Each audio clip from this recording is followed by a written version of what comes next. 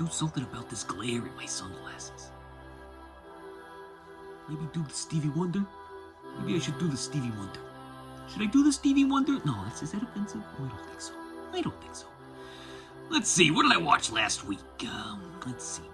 I got out of the screening room this morning, but I'll get to that one last. Okay, let's see. We'll start with the top title, right? You know how you used to walk in when I was a little boy, I used to walk into the video store and I used to see the section that said new releases or top titles, as they call it. Top titles. That's the new movies fresh from the theaters. So what's fresh from the theaters that I watched last week? I try to do at least one. Usually just one nowadays, because that's about all I got time for. I got a lot going on. I'm a busy guy. Yeah, okay. Begonia. That's what I watched. Begonia. That's the latest from Yormos Guadalupagis. I can't remember his name. He's the guy that did All the Pretty Things. I like that one. With Emma Stone. I think this is his 4th collaboration with Emma. And they're back at it. They're back at it with their weirdness, with their weird, arty, almost counter-cultural weirdness. Not exactly mainstream, but for some reason, people flock to these things. All the cinephiles are getting in there and flocking to the Yormos Galapagos motion pictures. And this is the latest one, Begonia. Stars Jesse Plemons as a young man who spends way too much time on the internet. He's got a sick mom. She's in the hospital. He's got a buddy that he hangs out with, his cousin, who's a neurodivergent. And they hang out together. And he's trying to solve some problems. Let's say that, right? He's trying to solve some problems. He works in like an Amazon shipping factory type of deal, except much smaller. And the CEO of this said factory is involved in some shady things, I guess, things that he thinks is affecting his family, like it's killed his family, or it's just no good. It's up to no good. And he thinks that there's something crazy going. Like, he thinks she's an alien. I'm just gonna say that. He thinks I'm not gonna give anything away, okay? But he thinks she's an alien, okay? And so he thinks that she needs to be stopped, right? She needs to be stopped. Okay, so that's basically the gist of it. And he uses his neurodivergent buddy. I can't remember his name in the movie, but he's very good. And together, they cook up a plan. Mostly just Jesse Plemons, being a man, being one of those rabbit hole guys that goes down the internet, and finds some conspiracy that he can attach to what he thinks real life is, and then he actually takes his fantasy life into the real world, like half the country basically is doing right now. You know what I've noticed that's happening in our culture right now with the arts? You know how like in the 1970s they had all these Vietnam movies and like all these like The Deer Hunter and Apocalypse Now and Coming Home, and All the President's Men and what's some other ones, like even Taxi Driver. It's like all these movies that were coming out about how the mainstream political culture was affecting our brains, and how it was making everybody worse for wear, I guess you would say. It's like what are we doing here, So that was a big thing in the 70s, and I always kind of wondered what it would be like while that was happening, like to know that it was happening while it was happening, when all those big time socially conscious movies were coming out. Nashville's another one. I just got that one in the mail. I'm probably going to watch that this summer. But here's the thing, okay? Here's the thing. We're living it now. Well, look at the movies that came out last year. Look at this. We got Eddington. We got One Battle After Another. We got Begonia. We got a bunch of movies that are coming out that are obviously commenting on the modern times. Like, so we're living through it. We're living and they're up there, like quality-wise. They're like in that same league and ballpark as those 70s movies that I was mentioning. So it's like, we're doing it, folks. Now are they hitting the entire culture like they were back in the 1970s? No, because movies aren't the number one anymore. Back in the 70s, movies were number one. Movies and novels. And guess what? Nobody reads anymore and nobody watches movies. All they do is they sit on the little phone there and they scroll and they scroll and they go to the TikTok and they watch 2 seconds of a video and they scroll to the next one. And it's like breaking our brains, getting us in a bubble.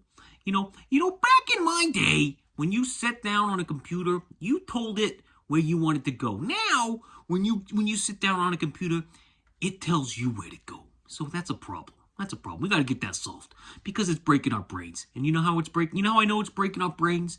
Because Begonia, it shows that it's breaking our veins.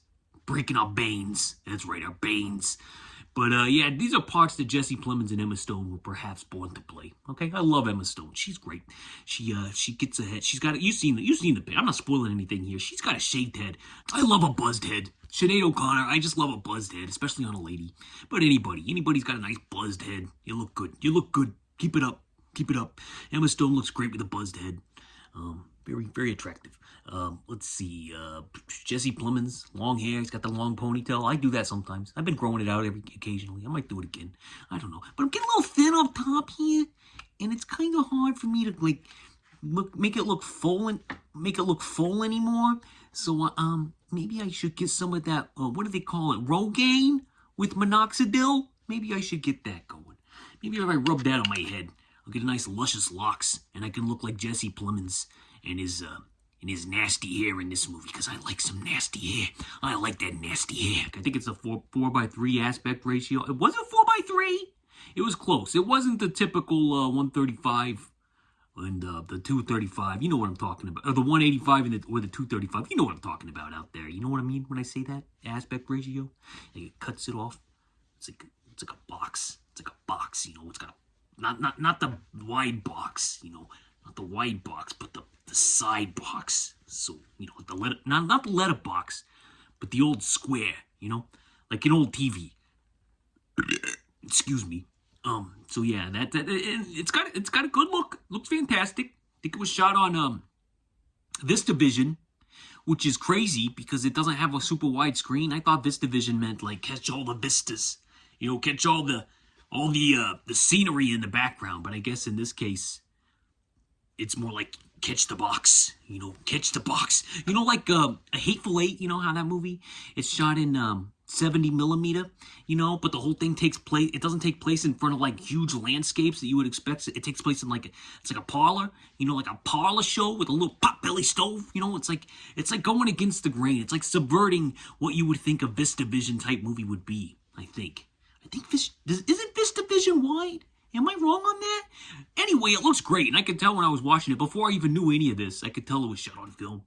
You can just tell. You can just tell when something is shot on film because it looks a little extra. It looks a little extra nice. It looks a little extra. I'm not saying movies shot on digital can't look nice, or they can't even. It's not that they can't recreate this look, but they don't even try usually. But this one looks real nice. I like the look of this. The score. You may have heard a little rip-off of it at the beginning in the credits. That was me twiddling around on the twiddling my thumbs on the piano, the MIDI keyboard, getting some sort of semblance of the score, which mine lacks all the oomph that this thing has. This score is so over the top, and when it hits you on the head like a hammer, and it always comes at these great dramatic times. It's my favorite thing about the movie, I think, besides the performances, is this score that hits. It's very dramatic, very over the top, and absolutely classic. Instant classic score for Begonia. Doesn't have a title song, by the way. I noticed that. You know how movies used to have title songs? This is a thing a lot of people do. So here's what I came up with for Begonia, by the way. I was thinking about it. 1, 2, 3, 4. Begonia, I don't own you. Call you on the phone, yeah.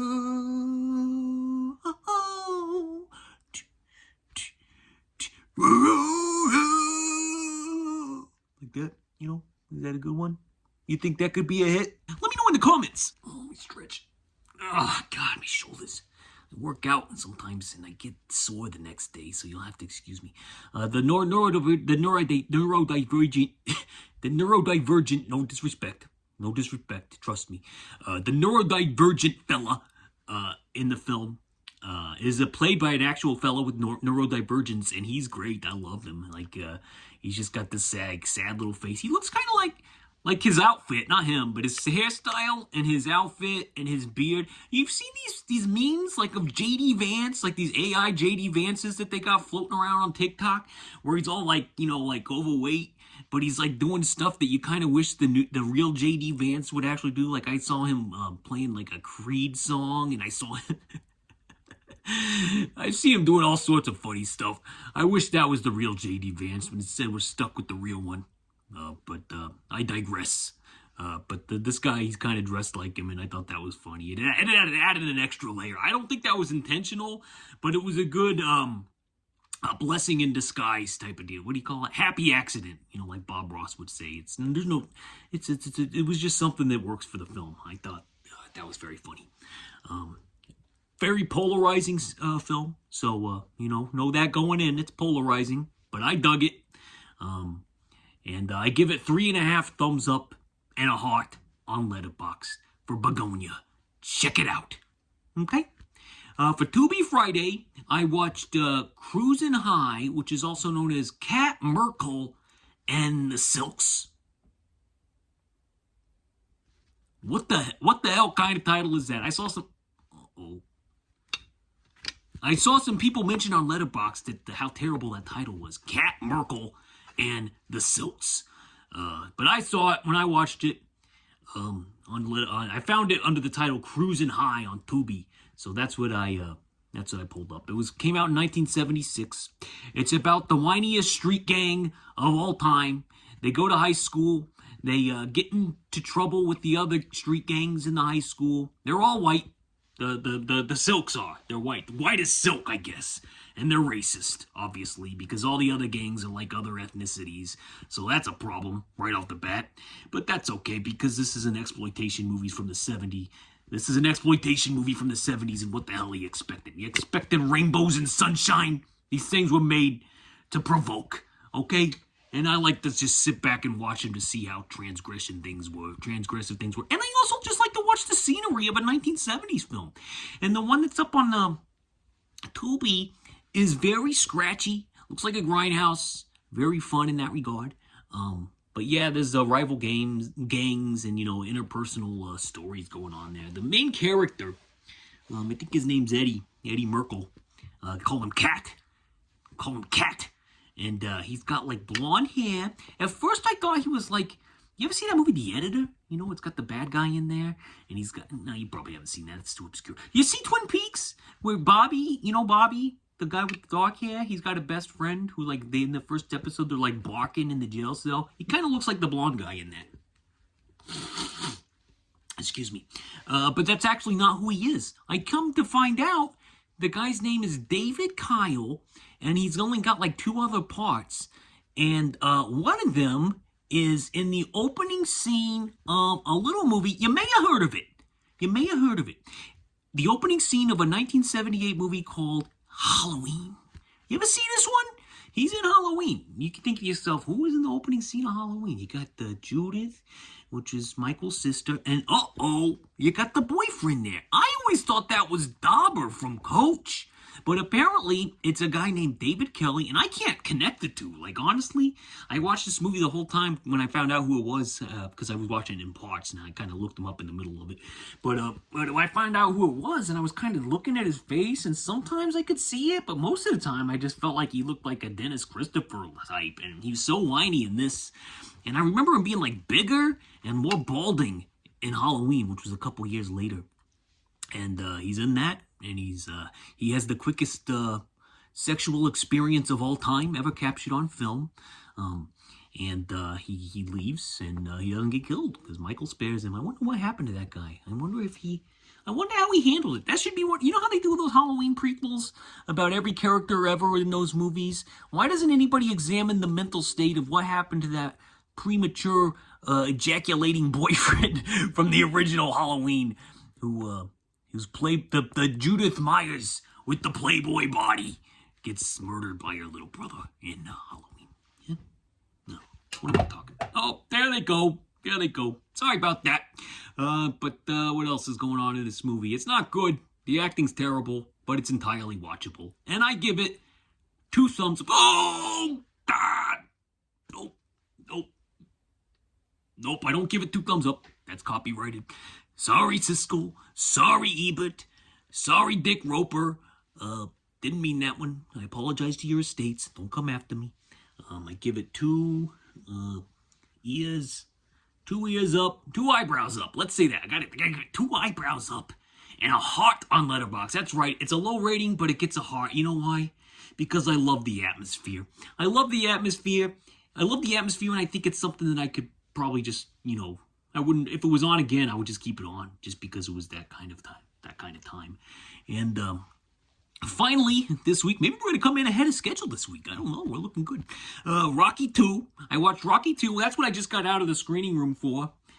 You see this movie, Rocky? You ever see that one? I've seen it so many times that I didn't need to watch it because I plan on getting through all of them, folks. I thought they were on Peacock. Excuse me. I don't know what happened to my voice there. I thought they were on Peacock. They probably were last month, but I didn't get to them because it was Christmas time. But now I had to get a subscription to AMC Plus. Oh, Jesus. It's a trial. So I got 7 days to try to cram in all these Rocky movies before I got to pay for them. So we'll see if I get that done. I'll let you know next week. But Rocky 2 is what I started with this morning. And here's what I noticed about Rocky 2. I've seen it before, okay? I've seen it before. So this isn't my first rodeo on the Rocky 2. Rocky never shuts up.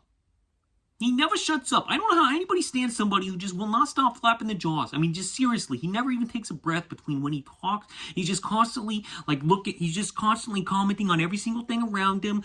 He'll look around and then he'll make a, hey Adrian, check this out. He's got his arms crossed. You think he's got to go to the bathroom? I don't know. Maybe he's got to go to the bathroom. You ever see the jerk? I don't know. You ever see the jerk? Hey, Buckus. Hey, Buckus. Hey, look at him. Hey, Adrian, sometimes I look in his eyes and I wonder what's going on. Like, he doesn't look like he's got too much going on under there. Oh, look at the witness. You ever see this one, Adrian? You like him? Harrison Ford, yeah, he's a sexy guy, yeah. I mean, does he take his shirt off in that one? I don't know, probably maybe not as strong as me, though. Uh-oh, look at this guy. He's got a hamburger. I don't even know where I'm going with this, but I'm just saying that's how Rocky talks. So, you ever catch me flapping with the gums like Rocky Balboa? Yeah, just turn me off. Just stop the video right there. I'm not doing this for money. I'm not doing this to catch any algorithms. Just do it. Just shut me off and shut me up. God damn. Nope, I didn't say that. So, gosh darn. Gosh darn. Let's see what I notice about this one. It's very cheesy at first. It starts out with like a 5-minute recap, a replay of the ending of the first movie, which is great. So it's like, I didn't even need to watch Rocky. I got the best part. Right at the beginning of Rocky 2. So I got that out of the way. So I don't need to rewatch that one. Plus, I've seen it 1 billion times, more than any of the other ones. So I know everything that happens in that one, like the back of my hand. Anyway, excuse me. Anyway, Rocky takes Adrian to the zoo. I saw this mentioned on the Rewatchables podcast. They did Rocky 2 recently, and in the first movie, the bad guy that's always hanging out with Joe Spinell, Rocky's boss, his street thug boss, when Rocky's a street thug. He's got this antagonizing bodyguard that hangs out with Joe Spinell, who's always teasing Rocky, and he says, take Adrian to the zoo. I hear R words like the zoo. And Rocky is very insulted by that. But I notice at the beginning of this one, now I don't know if this is Sly being Sly, because he wrote the movie and he directed it, but Rocky takes Adrian to the zoo. What does that tell you? And he takes her to the zoo and he proposes. He proposes in the weirdest way possible. But these two are very socially awkward because he's doesn't got it all upstairs. And Adrian is very shy. She's not dumb. She's shy, okay? She's shy. She's a borderline mute. She doesn't like to talk to people. I relate to Adrian. You know how I mentioned spirit animals? I think Adrian's one of mine. Not Rocky, Adrian. Rocky's wife is one of my spirit animals. So you got in movies. Let me recap who I've mentioned so far. Mark Hunter in Pump Up the Volume is a spirit animal. Sam Elliott, problematic as that character is, in the movie The Lifeguard. He's one of them. Benicio del Toro is my wannabe spirit animal. That's the guy that I want to be. And then Adrian and Rocky is the silent, shy, mute type with social anxiety and very introverted. That's me. And all those people mixed together. So yeah, he takes her to the zoo. Oh, and we also find out that Rocky doesn't use condoms. And they just throw that out there at us like it's something we need to know. I never use no condominiums, so yeah, that's in there. Rocky doesn't use condoms. American hero, folks. American hero doesn't like the. He likes to raw dog it. He likes to go in raw. He doesn't like to wrap it up. And hey, I get it, Rocky. I get it. Maybe he is my spirit animal. Okay, we're going down a bad path here. Jamie doesn't talk like that. Zip me up. Didn't say that. I'll edit that out. Pause for an edit. Is the story of this movie that the woman is holding the man back? Like, the way Stallone does it makes it so that it doesn't seem insulting. I'm out of breath. But it's kind of like, it's kind of what we're looking at here. Like, you got the extroverted husband who's like, he wants to do good by the family, but the one thing that he loves doing in the entire world, the only thing he knows, the only thing he's good at, the only thing that makes him feel like a man is the one thing that Adrian refuses to let him do. And she doesn't refuse to let him do it, but she makes him make a promise that he's never going to do it again. And obviously, throughout the movie, he's got the calling. Apollo Creed is calling him. He's calling him, Rocky, we've got to get a rematch here. I want to prove to the world that I could beat this chump. When he got lucky the first time, and Rocky, he's got his balls cut off. I'm sorry to say, and unfortunately, Adrian's the one holding the scissors. I don't like saying it that way, but that's the truth. And hey, I'm not saying that's all women, okay? I'm not doing that. I'm not one of those guys. Like I said, Adrian's my spirit animal, okay? But I'm just saying, in this particular story, she's holding him back, and that's undeniable. That's undeniable. So, when she eventually comes around to Rocky's point of view after a near-death experience, I'm assuming when she was in that coma, she talked to God. She talked to Jesus, and he said, Adrian, what are you doing? Your man there, he knows one thing in this life, and he's already stupid, so he ain't going to get dumber. So let him go. Let him go do the one thing that he can do to provide for you and that little hairy monkey that you've just given birth to. I think I stole that from the Rewatchables. Please don't tell me in the comments that it's a bad thing to say. You got to see the head of hair on this kid, and it's practically growing on his face. Okay, I'm not saying anything that's not true. He looks kind of like a little monkey, but that's okay. Monkeys are adorable. Okay, they're adorable. And so the movie picks up. You know when it picks up? I'll tell you when it picks up. We've all seen it. What are we waiting for? That scene?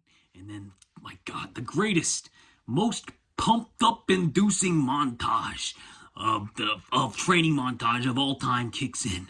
Okay? It kicks in, and you see Rocky hitting a bag. You see him doing sit-ups. You see him doing one-arm pull-ups. You see him doing one-arm push-ups. You see him doing sit-ups, and that guy who's always counting is slapping his tum-tum. He's slapping Rocky's tum-tum while he's doing the sit-ups, so he's got to be extra tight down there. He's chasing a chicken. He's chasing a chicken around, yeah? He's chasing a chicken, and he's eating it for dinner. Yeah, and then what else does he do? Then he stops. Okay, then he stops for a minute. He kisses his hairy baby, and then guess what? We get another montage, which is a replay of the montage from the first Rocky movie. Gonna fly now, but this one's better. You know why? Because Rocky, he's running, okay? And then all the other kids, there's kids that see him, they're waving at him, and then eventually they start running after him, right? So now he's got to run away from these kids. He's got to run away from these kids while this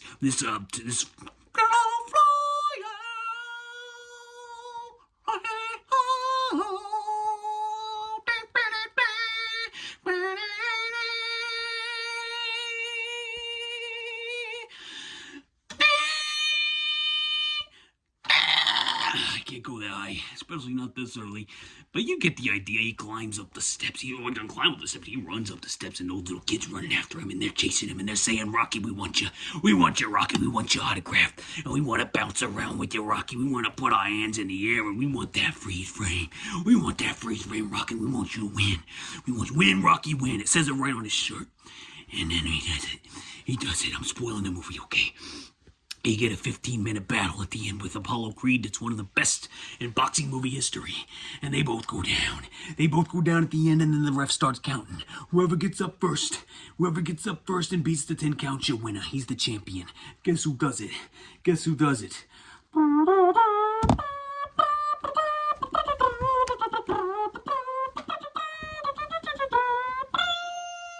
Can you feel it? Can you feel it? Am I getting it across? Am I getting it across? Do I have a problem?